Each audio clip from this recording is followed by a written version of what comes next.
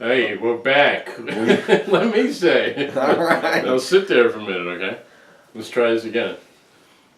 All right, we're back. We're Dr. back. Hoffman, Dr. Feenstra, you can call me Bob, all right? All right, Bob. Okay. Tell me about calibration hack. Yeah, calibration, a lot of us think we're probably better than we actually are.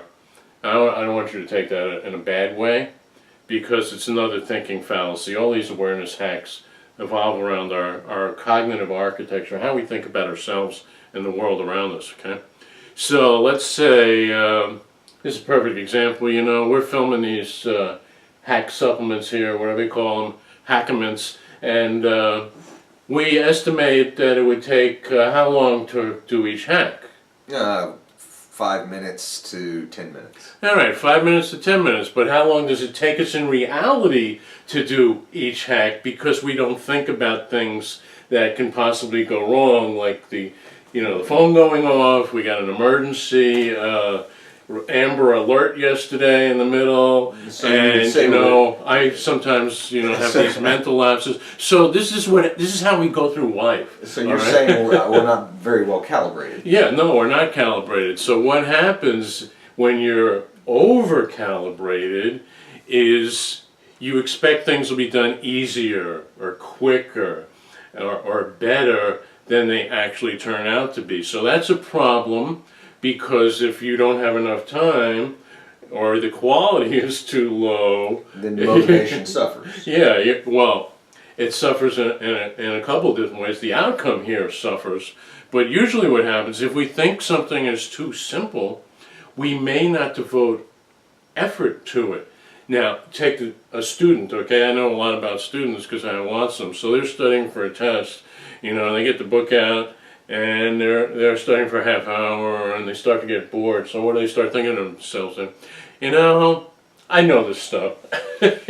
I know this stuff, so I don't need to study anymore. I'm not going to put forth the same amount of effort if I was properly calibrated and I knew really what the job took to be successful. In this case, I'll define success as getting an A on the test, okay? So, I'm overly confident, I'm poorly calibrated, I think I know more than I actually know, so I stop studying, next day I go to take the test, and it's like, holy shit, I should have studied more. Okay. Right, once you get there. Yeah. And it works the other way. Sometimes we're under-calibrated, and when you're under-calibrated, you start thinking poorly about yourself, like, I'm not good enough to complete this test, okay? So well, okay, so how do you make sure that you're calibrated properly? What steps can you take?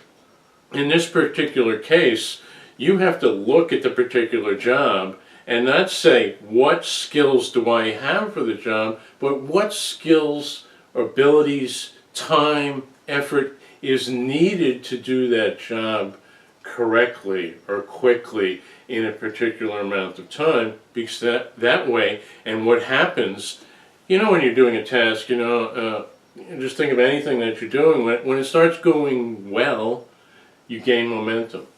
When it starts going poorly, you start getting anxiety and worrying about it, and your performance suffers. So if you're calibrated with the requirements of the task, it's going to go pretty well, because you've been objective, you've been honest in assessing what it takes to get that A on the test, or what it takes to get a high-paying job, or what it takes to get the prettiest girl to go out on a date with you. I mean, it doesn't matter what aspect of life, but you have to objectively evaluate it and not fool yourself. Again, remember, this is an awareness hack.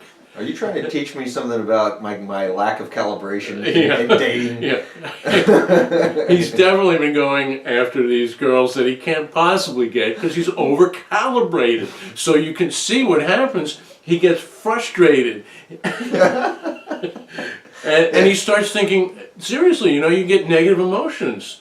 If you're over-calibrated and you don't have what it takes to complete the task effectively to whatever standards you're striving for, you start to get deflated about it. Most people, if they fail, it's like, I don't like this. It's not a good feeling, right?